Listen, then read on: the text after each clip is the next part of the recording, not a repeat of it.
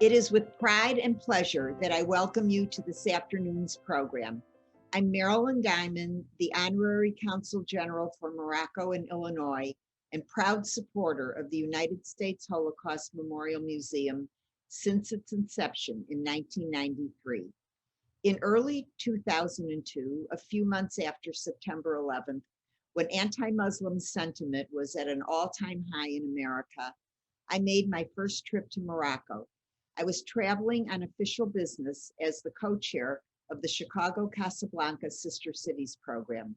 On my first night in Casablanca, I was invited to a Shabbat dinner attended by both Muslims and Jews. I listened in amazement as Muslims joined their Jewish friends in reciting the blessings and singing the Shabbat Zmirot.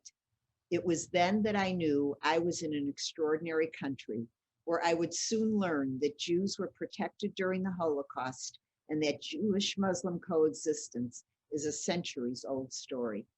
Today's program, The Path to Holocaust Education in Morocco, reflects the museum's primary mission to advance and disseminate knowledge about the unprecedented tragedy of the Holocaust.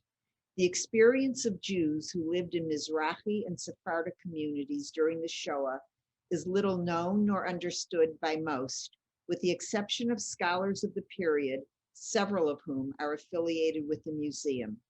United States Holocaust Memorial supporters can take great pride in the leadership role the museum is undertaking to add this important chapter to the existing story of the Holocaust.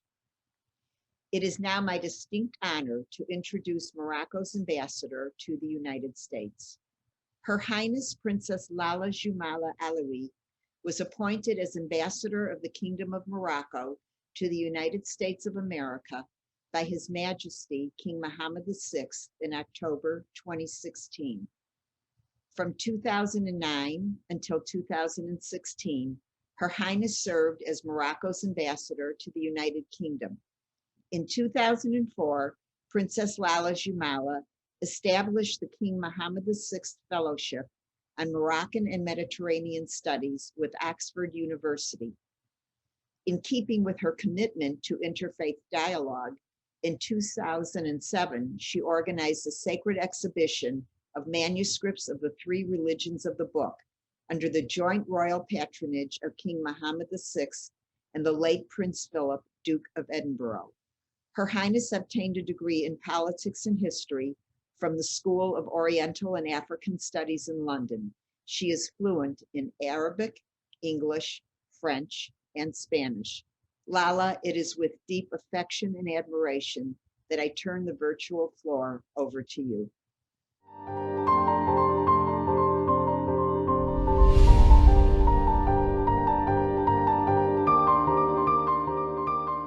Ladies and gentlemen, it is my honor to deliver these introductory remarks to the event hosted by the United States Holocaust Memorial Museum on the path to Holocaust education in Morocco. This topic holds particular historic significance for my country, given the role of His late Majesty, King Mohammed V, in protecting Morocco's Jewish community during World War II. His famous words still resonate as strongly as ever when he declares to the Vichy regime, "There are no Jewish citizens, there are no Muslim citizens, they are all Moroccans." This discussion is also very timely, for it comes in light of the significant strides made recently in Morocco on education of Jewish heritage and history, including the Holocaust, to preserve the memory of the past and teach the generations of the future to never forget. This would not have been possible without the courageous leadership of His Majesty King Mohammed VI, who already in 2009 referred to the Holocaust in a royal speech as one of the most painful disasters in the history of mankind. This clear statement was considered a first in the Arab world. Since then, under His Majesty's guidance, the Moroccan authorities have engaged in a series of concrete initiatives ranging from the rehabilitation of Jewish cemeteries and synagogues to the launch of Jewish museums and the elaboration of a national curriculum that will teach young Moroccan students about the kingdom's centuries-old Hebraic heritage, a heritage that is now enshrined in our Constitution as part of our diverse national identity. I would like to take this opportunity to thank the experts and academics who will take part in today's discussion, hosted and moderated by the Holocaust Memorial Museum. I look forward to hearing their insight, but would also like to briefly acknowledge their important respective contributions in promoting awareness about Jewish heritage in Morocco. The collective efforts of Dr. Omar Boum, the Mimouna Association, and last but not least, our honorary consul in Illinois, Miss Marilyn Diamond, are a testament to the key role civil society can play in fostering progress. I would like to conclude by extending a special word of appreciation to the leadership of the U.S. Holocaust Memorial Museum.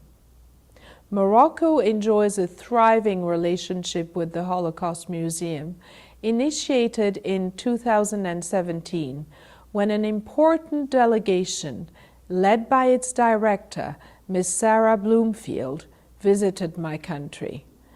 This paved the way for an important agreement signed in 2018 with Morocco's National Archives to share historic materials on the Jews of North Africa during the Second World War.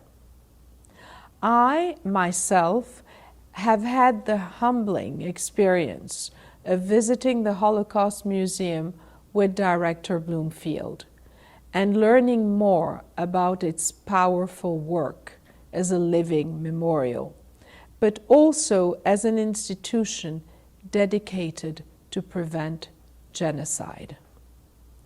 In my capacity as Ambassador of Morocco to the United States, I look forward to continue supporting its work and further developing our partnership with the U.S. Holocaust Memorial Museum by joining forces to confront hatred and promote human dignity across the world. Thank you.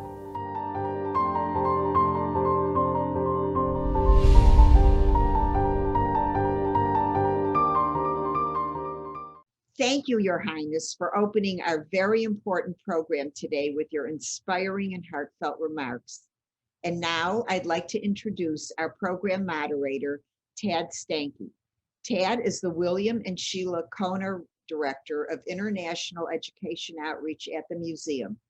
He also directs the museum's initiative on Holocaust denial and anti-Semitism, which does extensive educational work in North Africa, Europe, and elsewhere in the Middle East. Please welcome Tad Stanky. Thanks, Marilyn, and hello, everyone. Now, before we meet our guests, I'd like to set the stage with the connection between Morocco and the Second World War. In May 1940, Nazi Germany invaded France, and by mid-June, the French military was defeated. France was divided into two regions. The Germans occupied northern and western France, while southern France was controlled by a new government led by Marshal Philippe Pétain, a renowned World War I hero. Pétain's so-called Vichy government, named for the resort town of Vichy in which it was set, adopted an official position of collaboration with the Nazis. This government was responsible for the civil administration of not only unoccupied France, but also its colonies. And these colonies included most of what is today Morocco, as well as Algeria and Tunisia. This situation continued until November of 1942, when the US, Britain, and their allies invaded North Africa to begin their push to defeat the Nazis in Europe. And now I'd like to turn to our first guest. Joining us from California, please welcome Dr. Omar Boone. Omar is professor in the anthropology department at the University of California in Los Angeles. He's the author of Memories of Absence: How Muslims Remember Jews in Morocco, and is the co-author of the Historical Dictionary of Morocco and co-editor of the Holocaust in North Africa. He's currently finishing a book on Morocco and the Holocaust entitled 1940 to the Present: The Story of King Mohammed V Saving Jews During World War II, as well as a graphic novel about a German Jewish refugee in North Africa during the Second World War. Hello, Omar.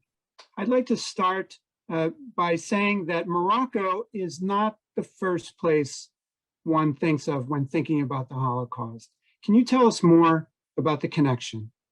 First of all, we have to look at the Jewish history of Morocco. And by 1940, you have about 250 to 270,000 Jews in both rural as well as urban communities. This population represented about half of the population, of the Jewish population that lived in North Africa in general. So you got about 500,000 Jews living in North Africa. Half of that population lived in Morocco alone. And that's really significant. Now, these population, of course, shared different cultural, different linguistic similarities with the Muslim population because they coexisted, although they maintained their own Jewish practices and Jewish traditions. So that's the only separation. And how is this? How are these Jewish practices and traditions maintained in a Muslim context? Has to do with the position of the king as a sultan, also known as the commander of the faithful. Morocco was a protectorate, so he did not have a full control over Morocco. So the idea of indirect rule. So you're still, Morocco was colonized in 1912. The first general resident, Lyautey, made sure that you have a system where the French are in control, but you have a local government, an indirect rule using local authorities, local governors, and local officers. And that's this system, this hierarchical system, basically was maintained even during the Vichy period. So Omar, we know that the Vichy government enacted a series of anti-Jewish laws after it came into power. Can you talk a little bit about how those laws were implemented in Morocco? So these, remember, Algeria has a different political status compared to Morocco and Tunisia. Morocco and Tunisia were protectorate. Algeria was part of France. Even in North Africa, which is one region with a large majority Muslim population, indigenous Muslim population, with a huge indigenous Jewish community, different laws applied to different members of these communities. That's the big picture we need to take into account. Let's go to Morocco. When you think about Morocco, the first law, for instance, when it was introduced, the 1940 Vichy Jewish law, anti-Jewish law, considered the Moroccan Jews by religion, not by race, which means, and I go back here to the status of the Sultan, which means that these Jews were seen as subject of the Sultan. They are under the protection of the Sultan. But the second law, what it did, it erases that status of religion and made no difference between the Jews of Algeria and the Jews of France and the Jews of Morocco. So now they're considered as by race, which means that starting from 1941, you start seeing the implementation of what we call the Valat law, or the Valat, start to affect Moroccan Jews in the same way it affected Algerian Jews. In what way? First of all, you have to see in the starting, Jews are losing their jobs. As doctors, as teachers, you have a quota of how many Jews should be in the professions of law, should be in the profession of teaching, and so on and so forth. And some Jews were denied even participation in certain professions, like finance, for instance, and so on. And which means that now what these anti-Jewish laws, the Vichy laws, are doing, they are marginalizing the community, the indigenous Jewish communities in Morocco, Tunisia, and Algeria, and they are giving more opportunities to the settlers, to the French settlers, who were one of the most supporters of the Vichy government. The implementation of these laws were affected by three players. First of all, the Sultan, because the Sultan in many ways intervened on behalf of indigenous, of Moroccan Jews, based on his role as the Sultan and as the protector of the Jewish community. And then sometimes you have also the relationship between Moroccan Jews, between the relationship between the government and the Spanish colonial authorities in the north. And the last thing is has to do with basically the residency itself, which means his relationship to Pétain and to Valade. So sometimes you have rules and laws coming from, and orders coming from mainland France to push for the implementation of certain laws, and then you have Noguès, for different reasons, either slowing down the process of how these rules are implemented, or sometimes just ignoring them, and sometimes implementing them. So it's a very complex situation, depending on the years from 1940 to 1941 until the landing of the Allies. Okay, and then even after that, you have also a lot of issues were related to how some of these laws were implemented. It took some time for these rules basically to be discontinued. Thanks, Omar, for describing this patchwork, I would say, of rules and disabilities that Jews were facing. You know, when I was in Morocco, I was surprised to learn that there were concentration camps there and elsewhere in North Africa. Were Jews kept in these camps? Were they deported to Europe? What can you tell us about why these camps existed? I want to be clear about an important point, which has to do with the terminology we have to use when we try to understand these issues. So I would not use the word concentration or death camp in this case, because there were no death camps in this part of the world. Remember, we have about 250,000 to 270,000 Jews in Morocco that I said.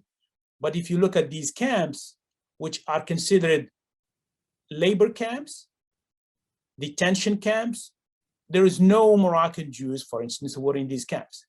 So about 270,000 Jews, not a single Moroccan Jews. You probably find a few who were put in these labor camps for political reasons. They were probably socialist or Marxist. They were seen as undesirables by the French government for political reasons. Although I would say that many Jews from Moroccan descent, Tunisian descent, or Algerian descent who were caught in France and in some European countries during the war ended up being picked up by Vichy and the Nazi allies, and they were sent to Auschwitz, and some of them died in Auschwitz.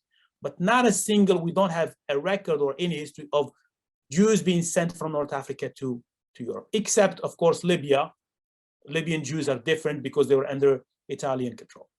Now, let me go back to the camps. What do these camps mean? France had a dream that goes back to a colonial dream that goes back to the 19th century to set up a railroad system that connects sub-Saharan Africa to the Mediterranean for economic reasons. And this project, they had many ideas of how to put it together, but of course they needed labor. This project was put on hold for many years until 1940, when Vichy came to power and said, we're going to revive this project. And that's where the idea comes from. So you, along the routes of different, of this railroad system, all of European Jews, there were many of them, and Spanish Republicans who fled Spain after the end of the Civil War in 1939, and then who were caught in France, they were kept in camps like Le Vernet and Gurs and other camps. They were picked up from there. Many of them were picked, and they were sent to these labor camps. Okay, some of them were actually picked up in Morocco itself when they were fleeing Europe, and there are many of them, over 100 camps between Algeria, Morocco, and Tunisia, and even Libya, as well as West Africa. So these camps were set for the purpose of building this railroad system. And then Vichy, when it took over, it had the shortage of labor, so it didn't have. So remember, there were a lot of French soldiers were taken as prisoners by the Nazis, and in order to give them back, the Nazis were asking for more labor in return. So in order to make up for this shortage of labor, Vichy came up with this idea. One of the things we're trying to do now, which is, I think, one of the ways to understand the history of World War II and the history of the Holocaust in general, is to try to understand what is the difference between these camps and other camps in Europe. What do they tell us about the struggles of these European Jews who ended up in these camps? And of course, there is a shortage of documentation, although I think the United States Holocaust Museum had access to many documents, drawings from people who were caught in these camps, reflections, as well as documents from Muslims too. There were many Muslims who were part of the National Liberation Movement, or in Algeria, Tunisia, and Morocco, who were also sent into these camps. And that also tells us the story of the movement of people from camps in Europe to camps in North Africa. And then the movement of European Jews and non-Jews to camps throughout North Africa. And we can learn something also from this story, and how we understand the history not only of World War II, but also the history of the Holocaust in general. Thanks so much, Omar, for helping to explain this complicated picture. I'd like to bring in our other panelists now. Joining us from Morocco is Ms. Marwa Sharkawi. Marwa is the Director of Holocaust Education at the Mimouna Association, where she's participated in several programs run by Mimouna on the Holocaust and on preserving Muslim Jewish heritage of Morocco. Welcome, Marwa. And joining us on the line from Egypt is my colleague, Mina Abdelmalek, who is the museum's Arabic outreach specialist, who works with our initiative on Holocaust denial and anti-Semitism. Welcome, Marwa and Mina.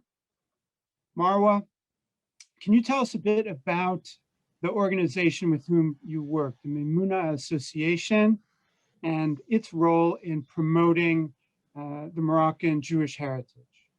So Mimouna Association was created in 2007 by Moroccan Muslim students within the campus of Al Akhawayn University.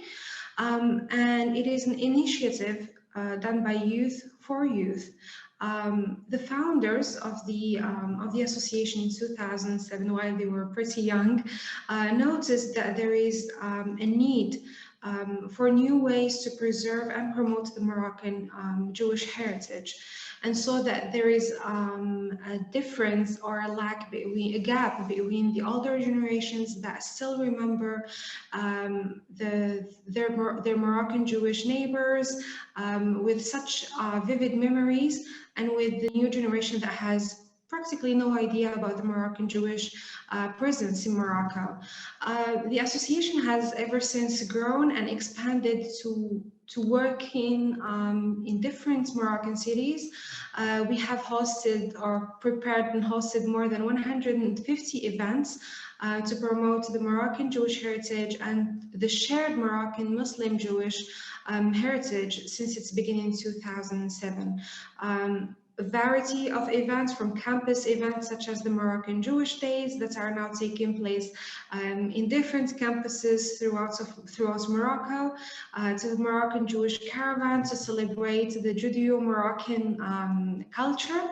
And also we host the Moroccan Jewish University, in which we bring academics and specialists to talk to a variety of participants, from young politicians, teachers, social media influencers, and students, where they learn about the Moroccan Jewish heritage and the shared culture of Morocco. Also in 2011, Mimouna and its partner Kivonim has hosted the very first in the Arab world Holocaust conference, and they brought Holocaust survivors to talk and to speak and share their stories with the students. It was honestly a life-changing experience to those students who had the privilege and had the opportunity to hear the stories shared by those Holocaust survivors. We also hold interfaith dialogue events, amongst which was the Muslim Jewish Interfaith Coalition that was held in Essaouira in 2018, and it was actually the very first interfaith conference done in the Arab world. So that's briefly about the Association of Mimouna. Thanks, Marwa. It's very unusual, I think, that there's such an interest of young Muslims in particular for Jewish heritage in the Arab world. So congratulations to Mimouna Association and Morocco for that vibrant set of activities that you're describing. Also, recently, the government announced that as part of the main education curriculum in Morocco, there would be some instruction about the history of Jews in Morocco. How about Holocaust education in Morocco? Marwa, you've mentioned some of the activities that Mimouna has done to raise awareness about the Holocaust. I'd like to turn to first to Mina. Can you tell us a little bit about how the museum sees the situation? What has it tried to do? We have been working in Morocco for quite some time now. In October 2017, our director, Sarah Bloomfield, had a meeting with Prince Moulay Rashid.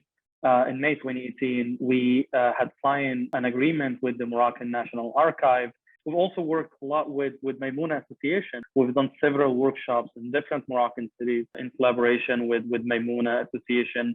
We've worked together also on the first Holocaust educational guide that was written by Moroccans and was reviewed also by Professor Boom here. And Mimouna Association has been using the guide in different workshops in different settings, which actually, this is one of the projects that we trying to copy in different in other parts of the Arab world.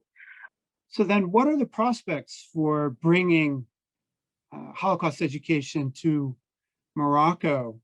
Omar, we know at the museum that in order to have quality education, it needs to be based in sound, rigorous scholarship. Can you give us a little bit about what's the scene in terms of scholarship?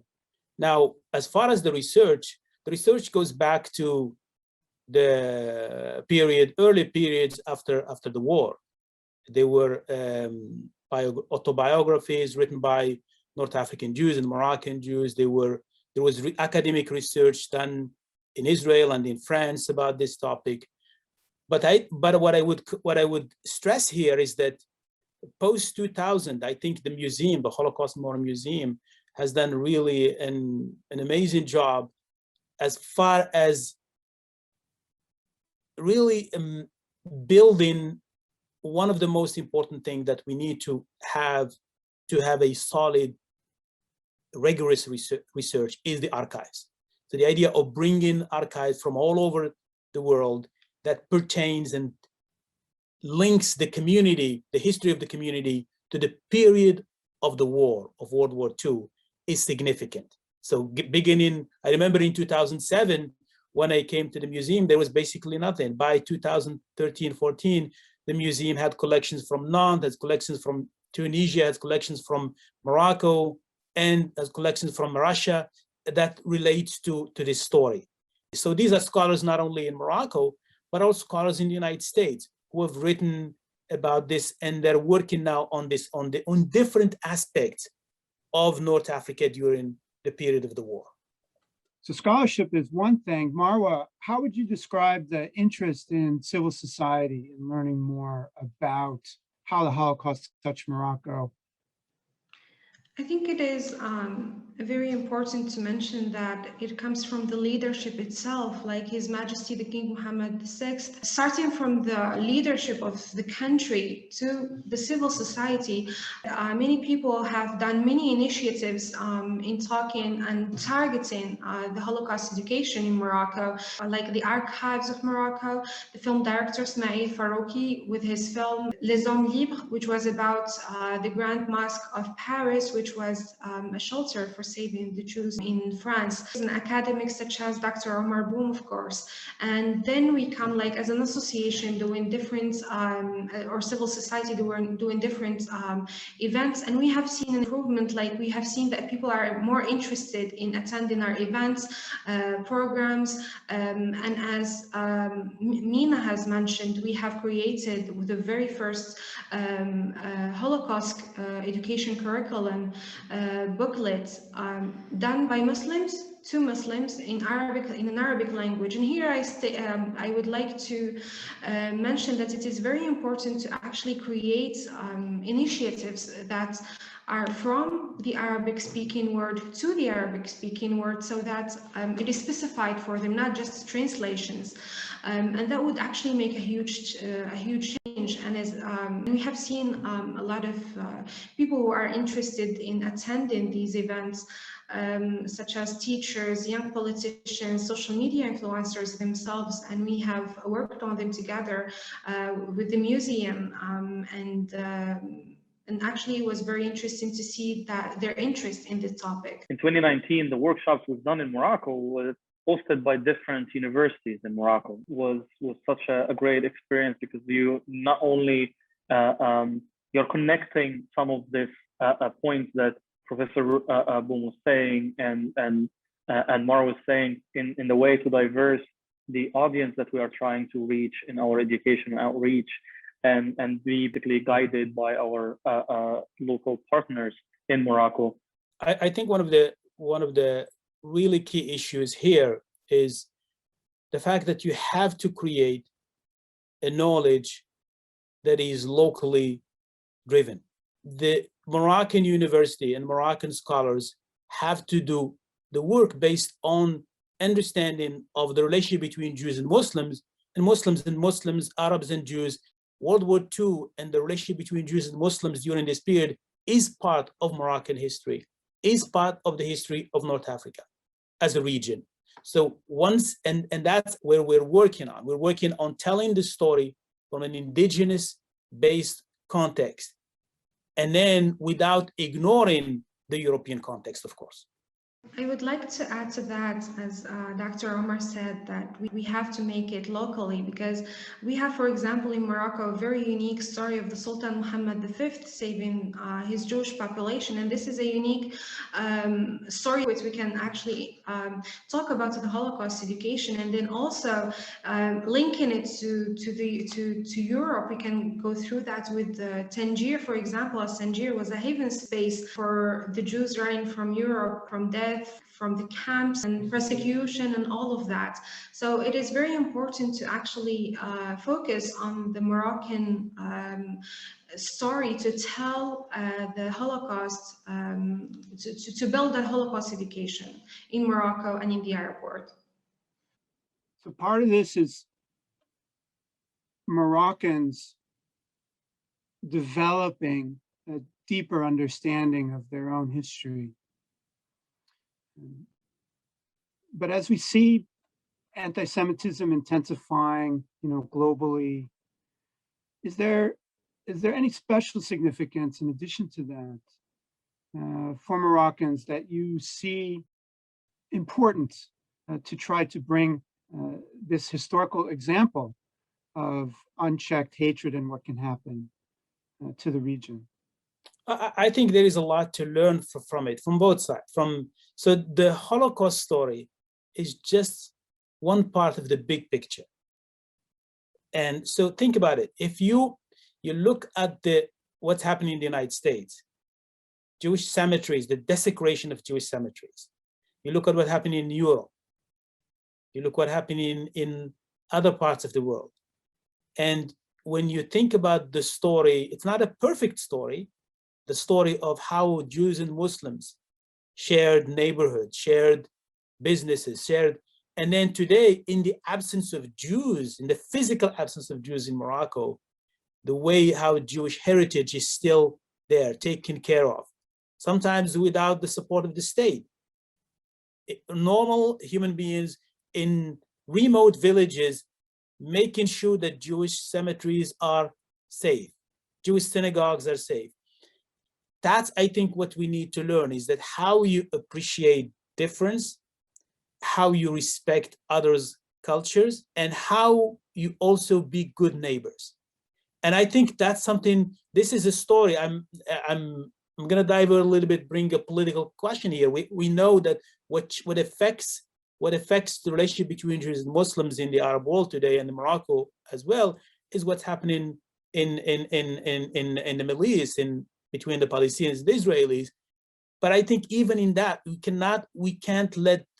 we have to figure out a way, as we're trying to improve these relations, we start to think about also the possibilities of the past and how relationship between Jews and Muslims in Morocco also, even in moments of political turmoil, can also be an example of building, hopefully, and giving lessons to generations about what can be done to improve relations between communities, to improve relations between societies.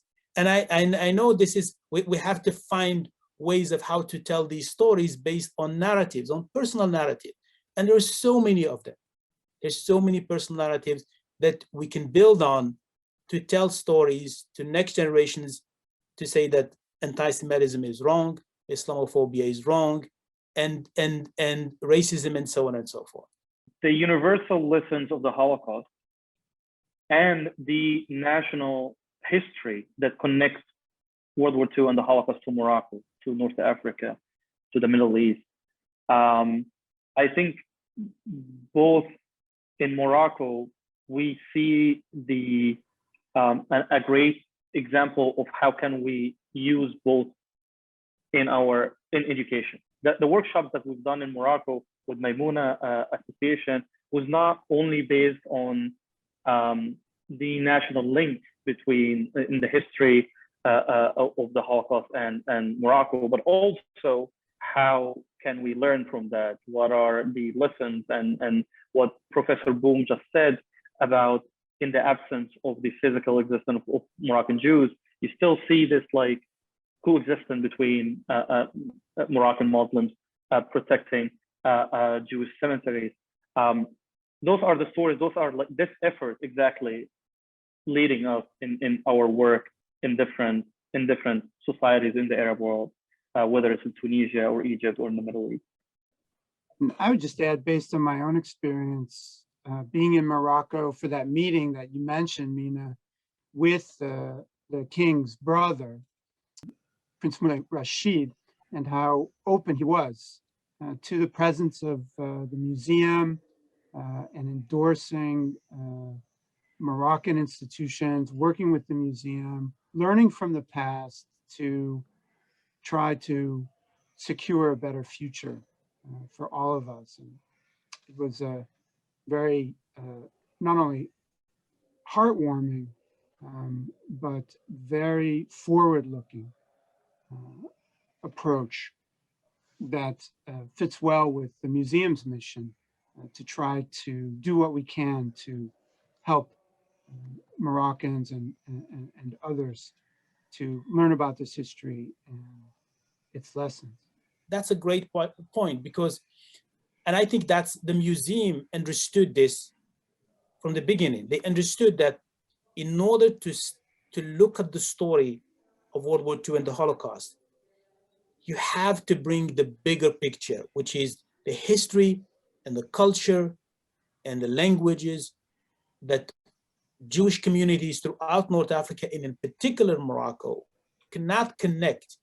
You cannot just take the story of World War II and then that's the focus. No, you have to look at what's happened before and what's happened during the war and what's happening afterward. So that's why for me and Daniel Schroeder, looking at the story of Muhammad V saving Jews as a longitudinal story, not as a story in 1940, 41, 42. No, it's a story that began before, and it's a story that took place during the war, and it's a story that's going on as we speak right now. So once we understand that, then we can learn, we can tell a story in the school, in the classrooms about how Jews and Muslims live, what are the challenges that are facing the sons of Abraham, and how we can improve these relationships for the better of the future generations. If we don't do that in a comprehensive, longitudinal way, we're just picking stories that mean nothing. And that's why Morocco as a country, and I'm not saying this because I happen to be a son and a native of Morocco, but it's really, as a country, there is so much to learn. It's a very complex story. It's a very complex history. And then there is so much to learn from it as scholars and as educators to teach the future generations. Well, the future, I think now we have to move a little bit to social media and all of the new exciting technologies. Over 70% of youngsters between the ages of 18 and 25, this is the age, the generation that we want to actually learn, that we want to be reformed actually about the Holocaust education, to learn about the anti-Semitism, xenophobia, and all of that. This generation is actually more into social media, and I think that in the future, moving forward, I truly believe that we need to give that a little bit of attention, to create, for example, short videos of 2 or so minutes, memes, posts, small articles, not like the very formal writings, because I don't think youth are interested in it. It is very important to do that, of course, because that's from where we can all get ideas and statistics and facts to create these videos. But we also need to think about the audience and to transfer these things through that. I mean, TikTok now, Facebook and Instagram are the leading sources for this generation, and I think it is very important important for museums to digitalize parts of their researchers' archives and so on, so that it could be accessible for the young generation. For example, we in Mimouna are now in the process of creating short animated videos about Holocaust, and especially one about the Moroccan example. So I think with that we could actually, it is in Arabic, the lingua franca of more than 400 millions around the world. So hopefully that would be a new way for the newest generations to learn, to hear about the Holocaust and be interested in that subject. Now, I saw Mina smiling when you started to talk about social media and short articles and videos.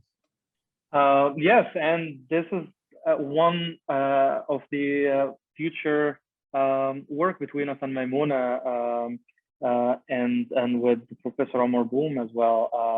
We are planning on working on that sphere and working with the expertise of Maimouna and Professor Omar Boum to produce those educational short videos, so that young, not only young Moroccans, but young Arabs can watch and learn about this important history.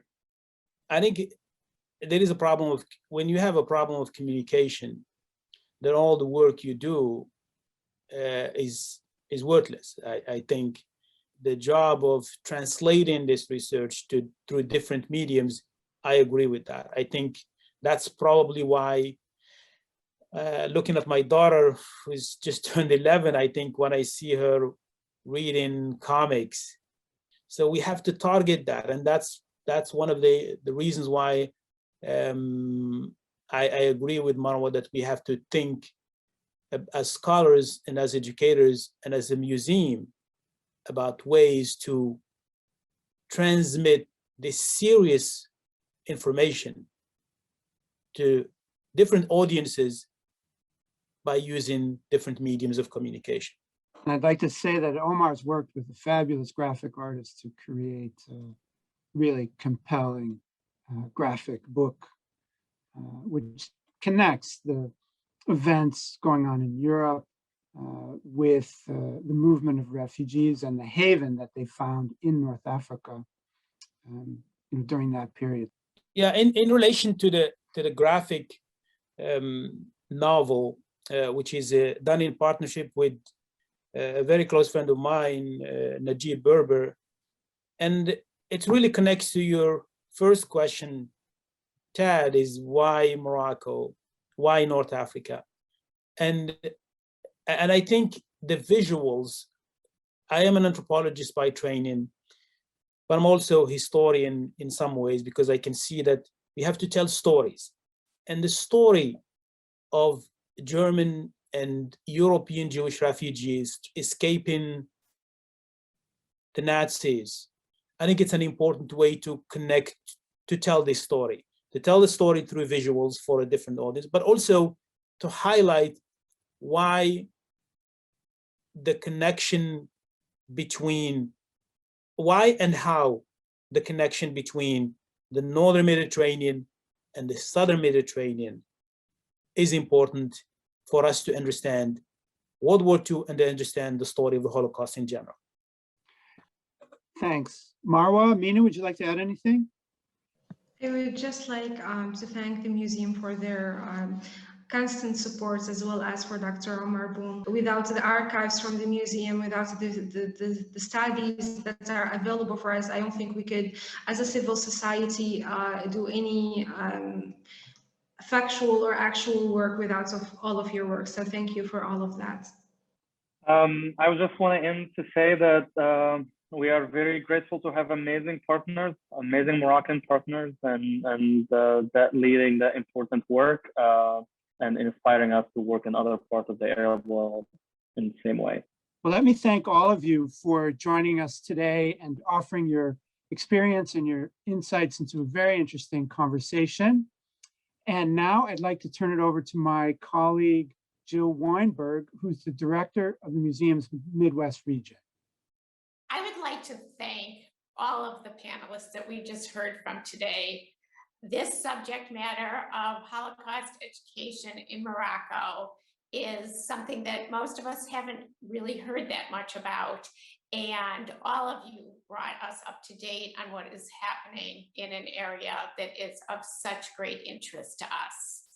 I'm Jill Weinberg, and it is my honor to close this program today. I'm the Midwest Regional Director for the United States Holocaust Memorial Museum, and I've been very fortunate for the past 30 years to work with Marilyn Diamond, who opened this program, who has served in her honorary position as the Consul General for Morocco from the Midwest, and who brought us our esteemed guest today, Her Highness Princess Lala Jumala.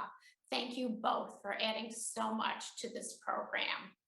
And I also want to encourage all of you who have joined us today to listen to many of the other programs that the museum offers on so many different subject matters that really connect to everything that's happening in Holocaust education around the world. And one of our interesting upcoming programs, please mark your calendars for September 23rd, which will be when the Midwest area has our annual event featuring Dr. Albert Bourla, the CEO of Pfizer, with his own story of being a child of survivors with a Greek background. So thank you for joining us, and this does conclude our program today.